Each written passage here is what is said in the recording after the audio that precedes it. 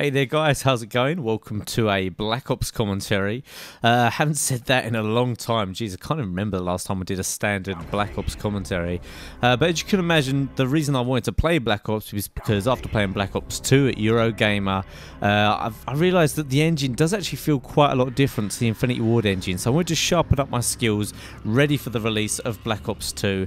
I do actually kind of really like Black Ops as well. It kind of reminded me, just playing this game, of how much I really do enjoy Black Ops. And Modern Warfare 3 and Modern Warfare 2, you know, there's a lot of stuff going on in those games, and Black Ops is just a little bit simpler. So also I've decided that for Black Ops 2 I'm going to throw away the XCM converter. I mean, it's broken anyway, but I basically mean I'm not going to use one. I'm not going to buy another one, and I'm just going to use the Xbox controller on Xbox as intended. A lot of you probably know that I've been using the PS3 controller with a converter to play Modern Warfare 3, and it worked for me great.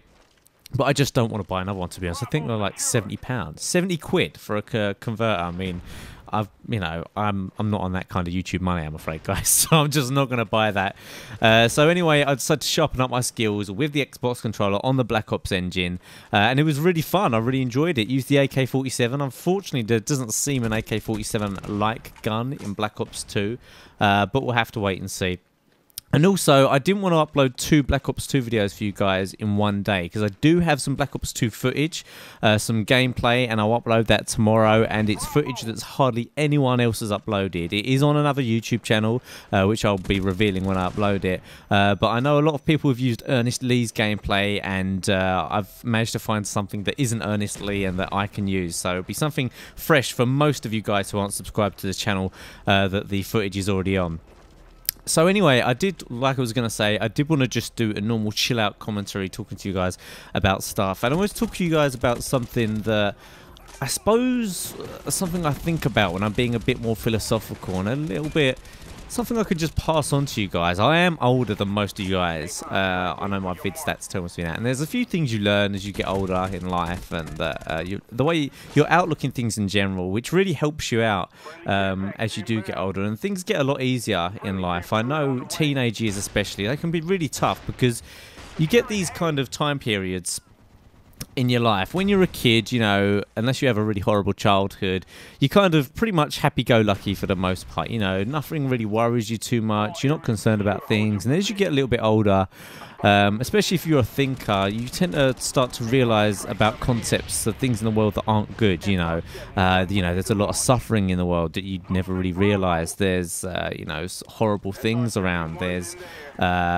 crime and even, I suppose, death as well. When you first start to think about death when you're a teenager, things like that, it can really get to you and really bring you down and leave you a bit depressed and a bit moody, because when you're a teenager as well and you're still developing your mind, I mean, my mind's still developing now, but it's a lot more raw there. Everything that happens to you is a lot more heightened. I mean, it's obviously the most heightened when you're a child, when you're a kid, because, it's like kids, they get really excited and they cry. But so anyway, when you're a teenager, things just mean a lot more. And I know me in particular, when I was younger, I'd say 15 to 19 in particular, I used to get depressed quite a lot. I never actually suffered from what I'd call depression, but I was quite philosophical, and it brought me down sometimes. And when you think about the sad things, couldn't really get them off my mind. There's some things that I've learned and thought about as I get older and that you appreciate that just help you deal with those kind of things and make you have a much better outlook on everything like that. And the one thing in particular that I suppose the last few years that I've really grabbed the concept of, that's really just puts a whole positive reflection on life for me in general, is just how lucky that people are, you, me, anyone watching this, I suppose, just to be alive, for one thing. I know it sounds cliche, but just when you actually think about it, what it means to actually be alive, to be living, you know. I mean, what are you? You're a body with... I mean, if you're going to go scientific route instead of religious, you're just a body with electrical, charges running through you, which is what causes your emotions and whatever. And just how privileged it is that in this moment that you're watching this right now, that you exist. I mean, and you're self-aware of your existence.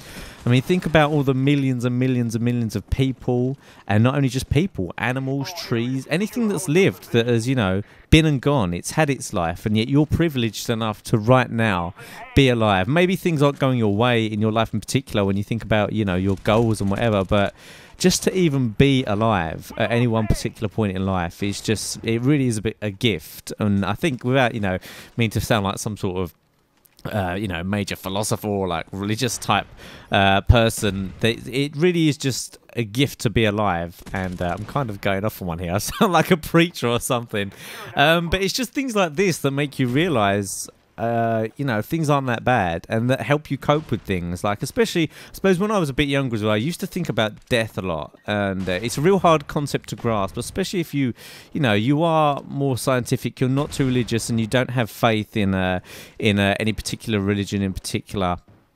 And to be honest, it does get easier. Any of you guys are out there and like kind of suffer from that, or girls, who think about these kind of things, and it gets you down and worried, you know, it does get better as you get older, that's for sure. My outlook on life is so much more positive now, these last couple of years, than it was, you know, I'd say 16 to 20, 21, just because you kind of, you know, also when I think about things like this, I think about, I used to suffer from a bit of anxiety, especially a couple of years ago, pretty bad anxiety, and I think the best ways to kind of get around these, I kind of like self-medicate a little bit. To be honest, a lot of people do suffer from some form of like mental illness, even if it's really subtle. I mean, everyone does in a way. But I think things that help me kind of self-medicate and get me through my problems, and I've grown older and I've been better, I've learned to live with better, just things like, you know, like I said, how like lucky people are just to even be around and to exist. It just makes you so much happier in general. And, you know, why not live your life as someone who is happy? You know, think about looking back on your life. You know, you see people say, oh, I have a friend, happy-go-lucky, always in a good mood and doesn't worry too much.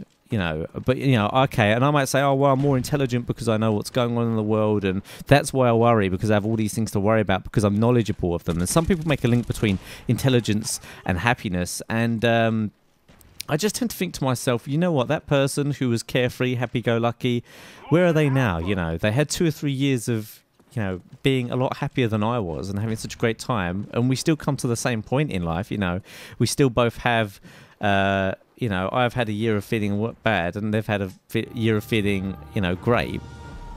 I kind of don't know where I'm going on with this. Anyway, the video is finished now, so I better finish it off.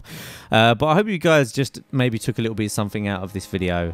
It's nice to just chat to you and talk about stuff other than Call of Duty on a video. I know some people really do prefer these type of commentaries, but on the other hand, there is lots more Black Ops 2. Everyone who loves Minecraft, I'm doing some Minecraft very soon. Don't fear, it will be here. And yeah, I guess I better wrap it up now. I'm well over time, so yeah, I'll see you guys soon.